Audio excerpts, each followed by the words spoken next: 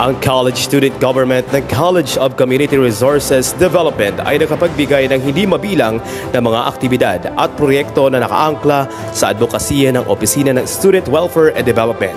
Binago ng College Student Government ang opisina sa isang bukas na pamamahala na kung saan ang mga estudyante ay mayroong malaking kampanin sa pagpapatupad ng aktibidad at proyekto ng College Student Government. Nagbigay ng mga masasayang aktibidad para sa mga mag-aaral upang mahikayat silang hubugin ang kanilang mga talento sa iba't ibang larangan. Nakapagbigay ng libreng medikasyon sa lahat ng mga mag-aaral at mga magulang sa pakikipagtulungan sa Adventist Hospital at Ospital ng Palawan. Sa pamamagitan nito, nagkaroon ng panibagong pag-asa ang mga mag-aaral na magsumikap sa kanilang pag-aaral.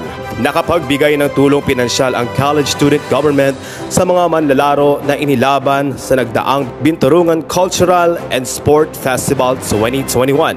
Hinigpitan ang dress code sa PSU Quezon nang walang diskriminasyon sa mga LGBTQ member upang matiyak ang pagkakakilanlan ng numero 1 estudyante ng Quezon, Palawan. Sa kasalukuyan, ang College Student Government ay nagpapatayo ng 30 metrong modern pathway para sa pagbubukas ng panibagong taong panuruan 2023-2024. Ang kasalukuyang budget ang ginamit para sa pagpapatayo nito.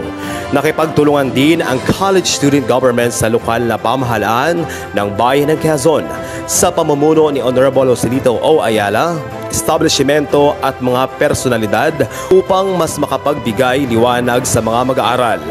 Iilan lamang ito sa mga payak at progresibong aktibidad at proyekto ng College Student Government. Kagaya ng Gobyerno Guevara, Rebosada, Better Governance, ang iiwang ligasiya ng College Student Government sa pamumuno ni Honorable Kenneth Carl R. Castillo.